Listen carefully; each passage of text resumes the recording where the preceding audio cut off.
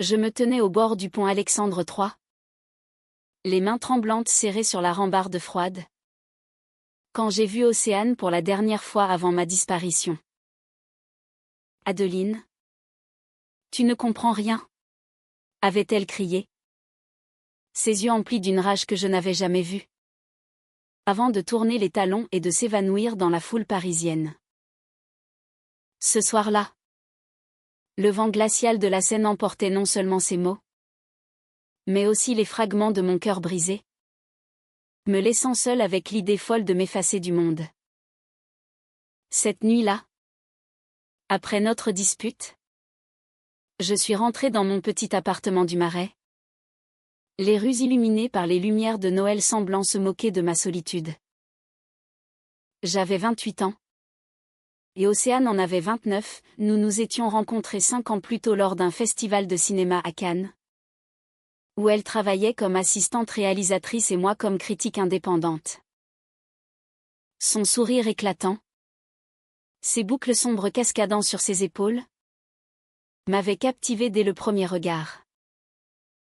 Mais notre histoire n'était pas un conte de fées, elle était tissée de silence et de secrets.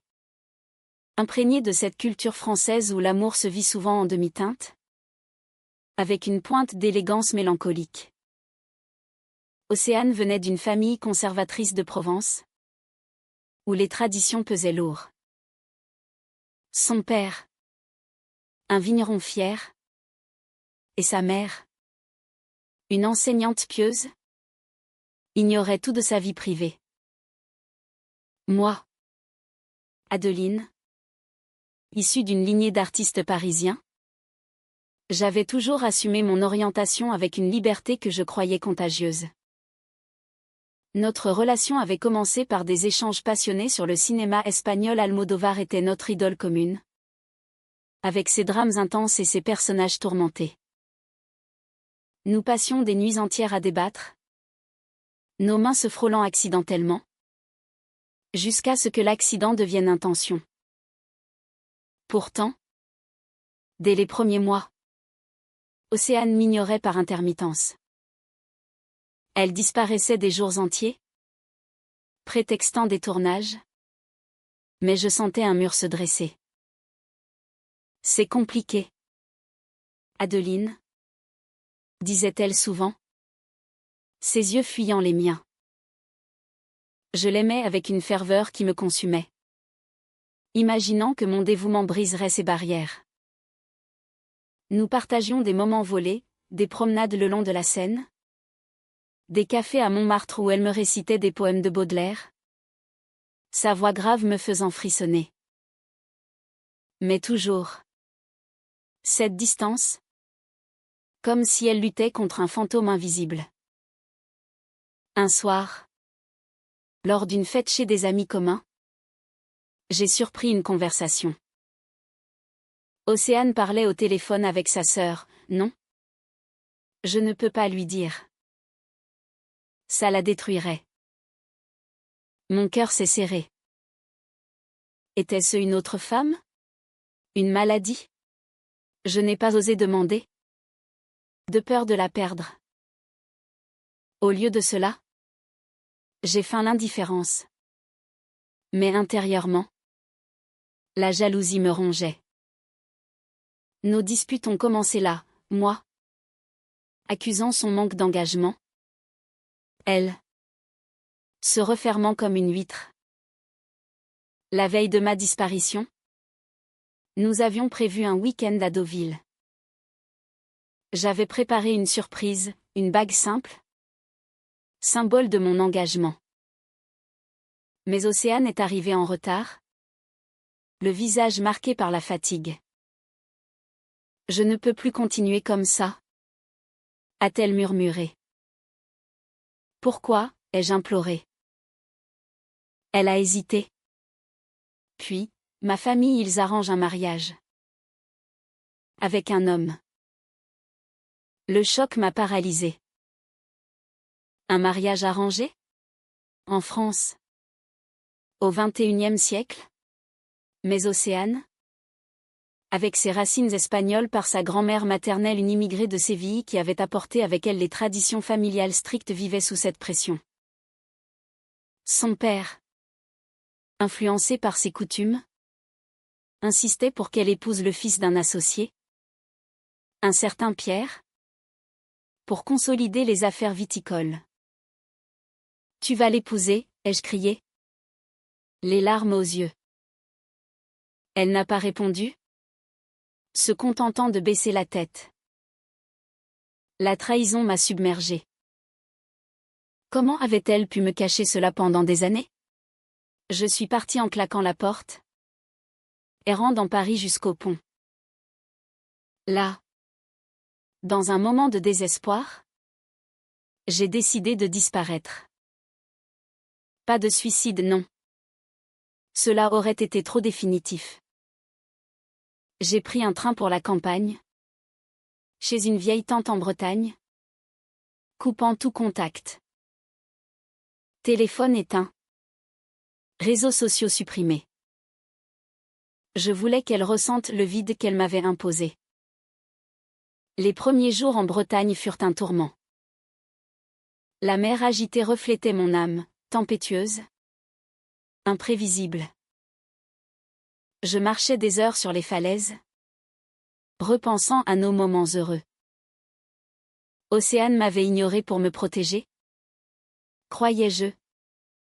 Mais cela n'atténuait pas la douleur. J'imaginais sa vie sans moi, mariée, feignant le bonheur. La colère montait, mêlée à une tristesse infinie. Pourquoi n'avait-elle pas lutté pour nous? Pendant ce temps, à Paris, Océane paniquait. Elle m'a appelé des dizaines de fois. En vain. Elle a contacté mes amis, ma famille. Adeline a disparu, a-t-elle alerté. Mais personne ne savait. Elle s'est rendue chez moi, fouillant mes affaires, trouvant la bague que j'avais laissée. Les larmes ont coulé, pour la première fois. Elle réalisait l'ampleur de son amour. Elle a confronté sa famille, je n'épouserai pas Pierre. J'aime une femme. Le scandale a éclaté. Son père l'a renié. Sa mère a pleuré. Mais Océane, libérée d'un poids, s'est lancée dans une quête pour me retrouver. Elle a parcouru Paris, interrogeant nos connaissances communes. Une amie lui a parlé de ma tante en Bretagne. Océane a pris le train, déterminée. Arrivée là-bas, elle a frappé à la porte. Ma tante, surprise, l'a laissée entrer. Quand je suis rentrée de ma promenade, je l'ai vue assise dans le salon, les yeux rougis. Adeline, a-t-elle murmuré. Mon cœur a chaviré. Nous nous sommes assises face à la mer. Pourquoi m'as-tu ignoré si longtemps, ai-je demandé. La voix brisée. Elle a confessé tout, le mariage arrangé n'était pas seulement une tradition, mais une obligation pour sauver la vignoble familiale en faillite. Pierre apportait l'argent nécessaire. J'avais peur de te perdre si je te disais la vérité, a-t-elle avoué. Mais en te perdant vraiment, j'ai compris que rien ne valait notre amour. Cette révélation a déclenché une vague d'émotions. J'étais furieuse contre sa lâcheté, mais touchée par son sacrifice. Nous avons parlé des heures, dénouant les malentendus. Océane avait lutté intérieurement, déchirée entre devoir familial et passion personnelle. Son héritage espagnol, avec ses drames familiaux intenses, l'avait piégée dans un rôle qu'elle haïssait. Pourtant, le chemin n'était pas fini. De retour à Paris, nous avons affronté les conséquences. Son père a coupé les ponts. la laissant sans ressources. J'ai proposé de l'aider. Mais elle a refusé. Fière.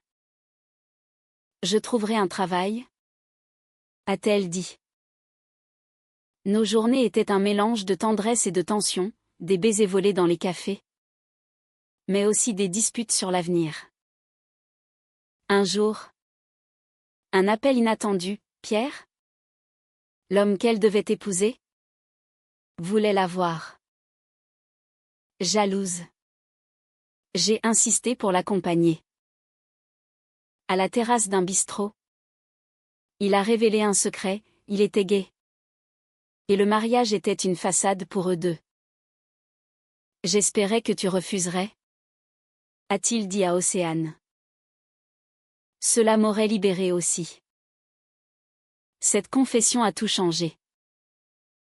Ensemble, ils ont confronté les familles, exposant les hypocrisies. Le scandale a fait rage, articles dans la presse locale. Appels anonymes. Océane a été ostracisée par certains amis. Moi, je luttais contre ma propre culpabilité d'avoir disparu, causant tant de douleur. Mais au milieu du chaos, notre lien s'est renforcé. Nous avons déménagé dans un petit appartement à Belleville, recommençant à zéro. Les mois suivants furent un tourbillon d'émotions contradictoires.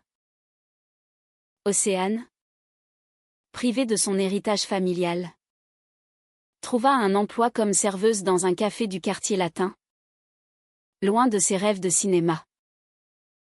Ses mains, autrefois douces sur une caméra, étaient maintenant rougies par l'eau chaude et les plateaux chargés.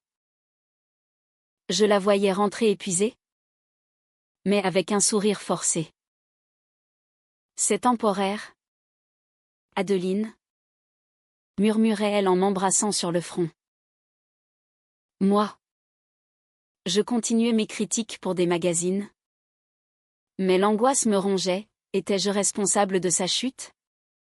Un soir, alors que la pluie battait les fenêtres, elle s'effondra en larmes. Mon père m'a appelé. Il dit que je suis une honte. Je l'ai serré contre moi, sentant son corps trembler. Tu n'es pas une honte? Tu es courageuse, ai-je répondu, ma voix tremblante. Mais intérieurement, je doutais. Avais-je le droit de l'entraîner dans cette vie précaire? Notre amour, si passionné, semblait maintenant entaché par la réalité. Pour ajouter à la tension, une ancienne amie d'Océane, Sophie, ressurgit. Sophie, avec qui Océane avait partagé des secrets d'adolescence, était jalouse de notre relation. Elle commença à semer le doute, Adeline. Océane tâtait-elle dit qu'elle m'a embrassée autrefois? M'a-t-elle glissé lors d'une rencontre fortuite? Le poison s'insinua. Était-ce vrai? Océane nia. Mais ses yeux fuyants me firent douter. Une dispute éclata. Pourquoi tant de secrets? Criai-je. Elle partit en claquant la porte, me laissant seule avec mes démons. Le lendemain, elle revint avec des fleurs, des roses rouges comme celles de notre premier rendez-vous. Sophie ment pour nous séparer. Elle est amoureuse de moi depuis des années. La révélation me stupéfia. Sophie, jalouse, avait inventé des histoires pour briser notre couple. Nous confrontâmes Sophie ensemble, elle avoua, les larmes aux yeux. Je ne supportais pas de te voir heureuse avec elle. Cette trahison d'une amie amplifia notre lien, mais laissa des cicatrices. Malgré cela, des moments de pure joie émergeaient. Nous partîmes pour un week-end en Normandie, marchant sur les plages où le vent salé emportait nos soucis. Océane me prit la main. Adeline. Promets-moi que tu ne disparaîtras plus jamais. Je promis. Les yeux dans les siens. Sentant une chaleur profonde nous envelopper. Notre amour, forgé dans le feu des épreuves, gagnait en profondeur. Pourtant, un nouveau conflit surgit. Mon éditeur me proposa un poste à Lyon, mieux payé, pour diriger une rubrique culturelle.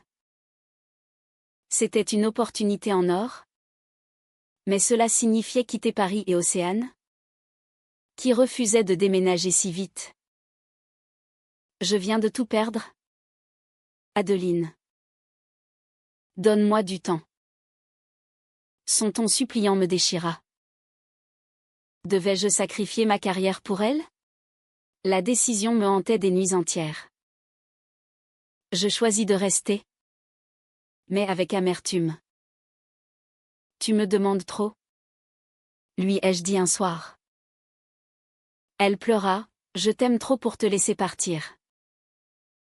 Cette déclaration, si sincère, apaisa ma colère, mais planta les graines d'un ressentiment. Notre relation devint un équilibre précaire, entre passion et sacrifice. Puis vint le coup de théâtre, un appel de la mère d'Océane. Ton père est malade. Il veut te voir. Océane hésita. Déchirée. Aller le voir signifiait affronter le passé, refuser. Le regretter à jamais. Je l'encourageai, va. Pour toi. Elle partit pour la Provence, me laissant seule à Paris. Les jours sans elle furent interminables. Je me promenais dans les jardins du Luxembourg, repensant à notre histoire.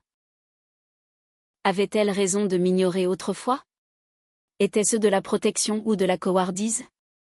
Quand elle revint, son visage était marqué. Il m'a pardonné? Adeline.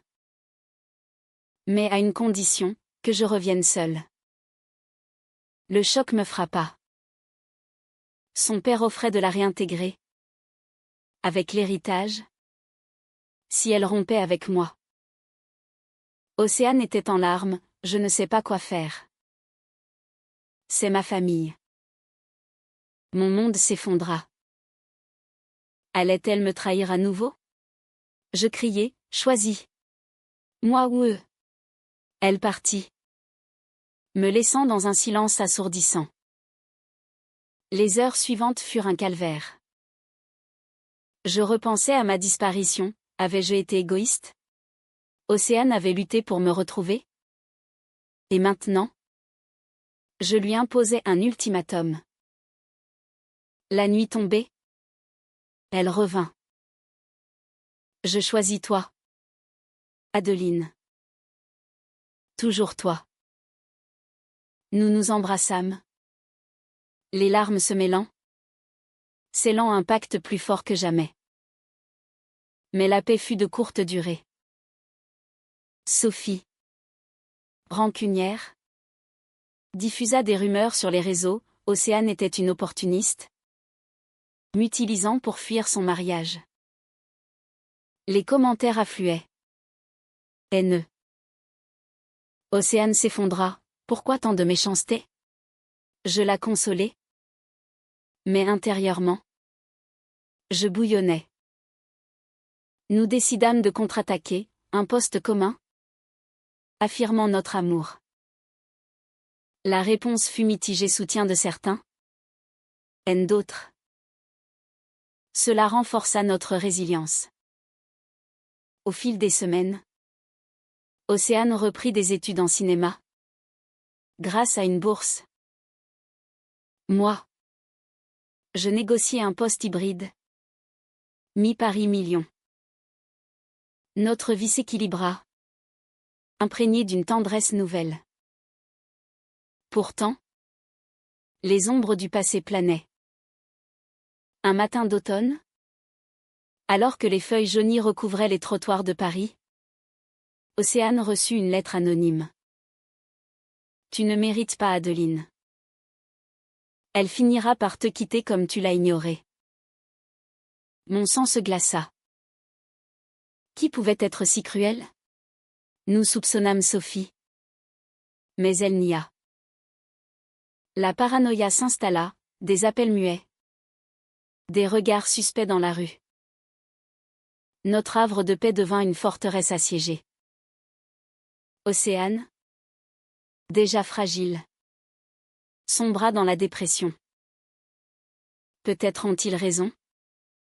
Adeline. Je t'ai fait tant de mal. Je la rassurais. Mais mes propres doutes ressurgissaient. Avais-je pardonné trop vite? Sa longue ignorance n'était-elle pas un signe de faiblesse irréparable? Pour échapper à cela, nous partîmes en vacances en Corse, espérant retrouver notre complicité. Les plages turquoises, les villages perchés, évoquaient un paradis. Mais même là, le passé nous rattrapa. Océane confessa un autre secret, avant moi. Elle avait eu une relation avec une femme en Espagne, lors d'un échange universitaire. Cela s'était mal terminé. Avec une rupture traumatique. J'avais peur que ça se répète avec toi. Cette révélation déclencha une crise. Encore des mensonges, hurlai-je. Les vagues couvrant mes cris. Elle pleura, je voulais te protéger de ma douleur. Nous passâmes la nuit à discuter, dénouant les fils de nos peurs. Je compris alors sa profondeur, Océane. Influencée par son héritage espagnol dramatique, vivait l'amour comme une tragédie inévitable. De retour à Paris, nous consultâmes une thérapeute. Les séances furent intenses, révélant nos traumatismes. Moi, abandonnée par ma mère enfant, craignais l'abandon, Océane. Écrasée par les attentes familiales, fuyait l'engagement. Ces insights nous rapprochèrent, transformant nos conflits en compréhension. Pourtant, un autre chaos inattendu surgit. Pierre, l'ex-fiancé, nous contacta, il voulait notre aide pour coming out auprès de sa famille. Océane hésita, cela ravivait de vieux souvenirs. Mais je l'encourageai, c'est une chance de guérir. Ensemble, nous l'accompagnâmes. La réunion fut explosive, cris, larmes. Mais finalement, acceptation. Pierre nous remercia, et Océane trouva une closure. Ce geste libéra Océane. Elle contacta son père, malade, pour une dernière tentative. Je viens avec Adeline, déclara-t-elle. Il accepta, à contre-cœur. À la Vignoble, l'atmosphère était tendue. Son père, affaibli, nous observa. Je t'ai perdu par orgueil, admit-il enfin. Les larmes coulèrent, une réconciliation fragile naquit. Mais la joie fut éphémère. Sophie, obsédée, révéla un ultime secret, elle avait été l'amante espagnole d'Océane. Le choc fut dévastateur. Comment as-tu pu me mentir sur ça, criai-je à Océane. Elle avoua, c'était il y a 10 ans. Je l'avais oublié. Sophie, vengeresse, voulait nous détruire. La dispute fut cataclysmique. J'accusai Océane de trahison continue, elle me reprocha ma jalousie maladive. Je partis, errant dans Paris, envisageant la fin. Était notre amour maudit? Océane me poursuivit. Me trouvant sur le pont Alexandre III là où tout avait basculé. Adeline. Écoute-moi. Sophie ment sur les détails. C'était une erreur de jeunesse. Preuve à l'appui des emails anciens, elle démontra son innocence. La vérité émergea, Sophie avait manipulé tout pour semer le chaos. Nous nous réconciliâmes sous les lumières de la tour Eiffel, promettant transparence absolue. Ce haut trahau nous transforma, plus forts, plus unis.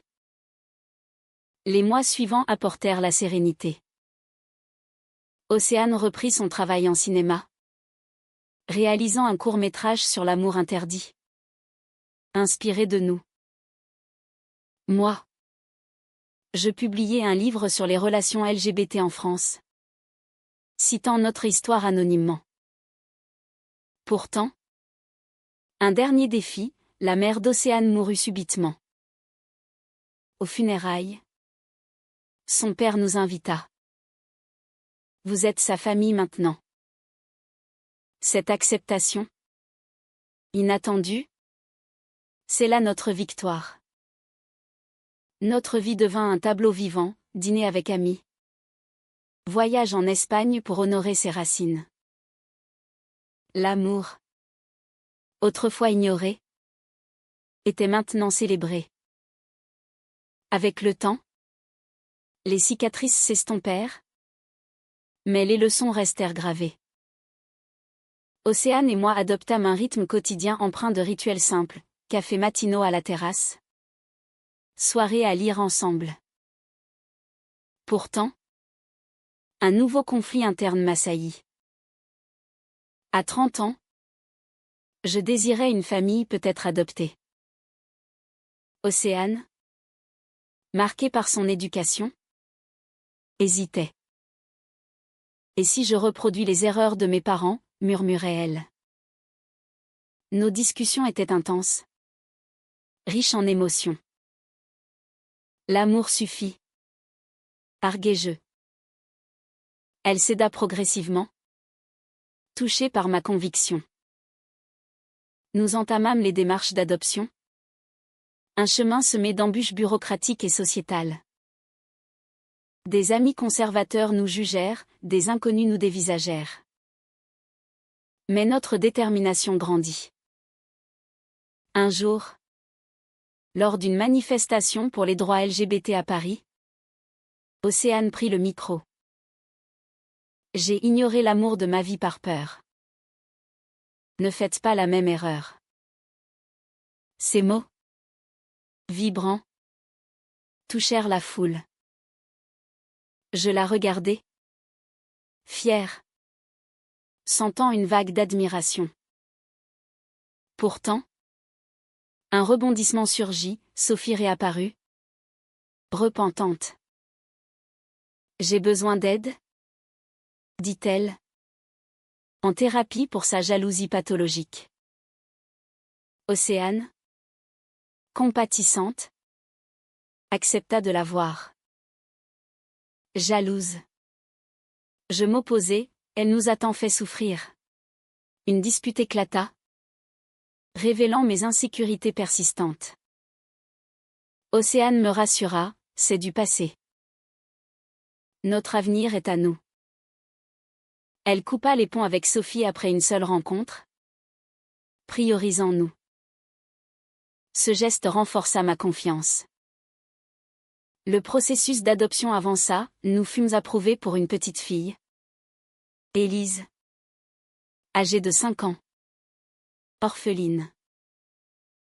Le jour où nous la ramenâmes, les larmes coulèrent.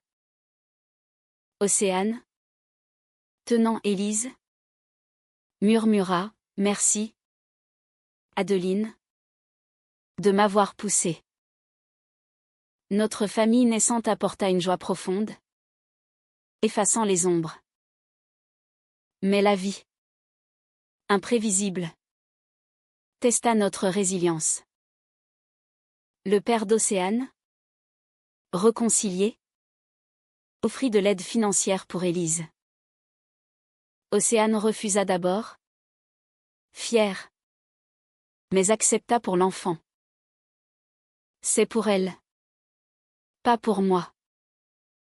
Des tensions familiales ressurgirent. La sœur d'Océane, jalouse, accusa Océane d'avoir brisé la famille. Une confrontation eut lieu lors d'un dîner. Tu as choisi l'égoïsme, cria-t-elle. Océane, calme, répondit, j'ai choisi l'amour. Je la soutins. Et la sœur, touchée, s'adoucit avec le temps. Notre quotidien avec Élise était magique, promenade au bois de Boulogne. Histoire du soir. Océane excellait en mer. Sa tendresse infinie. Moi. Je capturais ces moments en écrit, transformant notre histoire en inspiration. Pourtant, un secret enfoui refit surface. Lors d'un nettoyage, je trouvai des lettres d'Océane à sa grand-mère espagnole, datant de notre début. Elle y confessait son amour pour moi, mais aussi sa peur de la société. Je l'ignore pour la protéger. Lire cela raviva la douleur, mais aussi la compréhension. Je confrontai Océane doucement, elle pleura, j'étais perdue. Pardonne-moi. Cette vulnérabilité nous unit plus encore. Nous voyageâmes en Espagne, visitant Séville, où Océane me montra les racines de ses tourments. Les flamencos passionnés, les ruelles étroites, évoquaient nos propres drames. Là, elle me demanda en mariage, à genoux dans un jardin andalou. Épouse-moi, Adeline. Pour toujours. Les larmes aux yeux, j'acceptai. De retour en France, nous planifiâmes la cérémonie, intime, à la mairie de Paris, suivie d'une fête avec amis et familles réconciliés. Le père d'Océane, affaibli mais présent, nous bénit. Élise porta les alliances, radieuse. Le jour du mariage fut un sommet émotionnel. Vêtus de robes simples, nous échangeâmes des vœux, je t'ai cherché quand tu as disparu. Car sans toi, je n'étais rien. Dit Océane. Moi, ton ignorance m'a blessée. Mais ta quête m'a guéri. La fête fut joyeuse, imprégnée de musique espagnole et française. Pourtant, un appel anonyme perturba, Sophie. Encore, menaçant de révéler des vérités. Nous l'ignorâmes. Forte de notre union. Les années suivantes apportèrent stabilité. Océane réalisa son premier film. Acclamé, moi. Je publiai un roman best-seller sur notre histoire. Élise grandit. Entourée d'amour. Malgré les épreuves surmontées, la vie nous réservait une ultime épreuve. À 35 ans, Océane fut diagnostiquée avec une maladie rare, héritée de sa lignée espagnole. Le pronostic était incertain, des traitements longs s'annonçaient. Le choc nous terrassa. Pourquoi maintenant, pleurai-je, tenant sa main à l'hôpital. Océane, stoïque, répondit, nous avons déjà vaincu pire. Élise, maintenant 10 ans, nous soutint avec une maturité étonnante. Nos journées devinrent un combat, chimio, fatigue, mais aussi moments précieux. Nous parlions des heures, revivant nos souvenirs. Un soir, Océane confessa, si je ne m'en sors pas, promets-moi de continuer. Les larmes coulèrent, je refusai d'y penser. Mais cela approfondit notre lien, rendant chaque instant sacré. Le père d'Océane, repentant, offrit son soutien médical. La famille se ressouda autour d'elle. Même la sœur, autrefois hostile, vint s'excuser. J'avais tort. Ton amour est vrai. Au milieu du traitement, un miracle, rémission partielle. Océane reprit des forces, et nous célébrâmes avec un voyage en Provence. Là, dans les vignes familiales, elle déclara: j'ai ignoré notre amour par peur. Mais maintenant, je le vis pleinement. De retour à Paris, notre vie reprit, enrichie. Élise excella à l'école, Océane produisit un documentaire sur les familles LGBT. Moi, je devins activiste, luttant pour les droits. Pourtant, la maladie récidiva. Océane s'affaiblit, mais son esprit resta vif. Adeline, tu m'as retrouvée quand j'étais perdue. À ton tour de me laisser partir si besoin. Son courage m'inspira. Dans ces derniers mois, nous créâmes des souvenirs, pique-nique au champ de Mars, lecture de poèmes. Élise dessina pour elle, apportant joie. Océane s'éteignit paisiblement, entourée de nous. Je t'aime, murmura-t-elle. Mon monde s'effondra, mais son héritage perdura, amour, résilience, humanité. Des années plus tard, Élise et moi honorons sa mémoire. J'écris son histoire, inspirant d'autres. Notre amour, bien que brisé par la mort, reste éternel, une leçon que l'ignorance peut mener à la quête, et la quête à la rédemption. À travers la douleur, je trouve la paix. Océane m'a ignoré, mais en me retrouvant, elle a sauvé nos âmes. Et dans ce drame français teinté d'espagnol, nous avons vécu pleinement, humainement.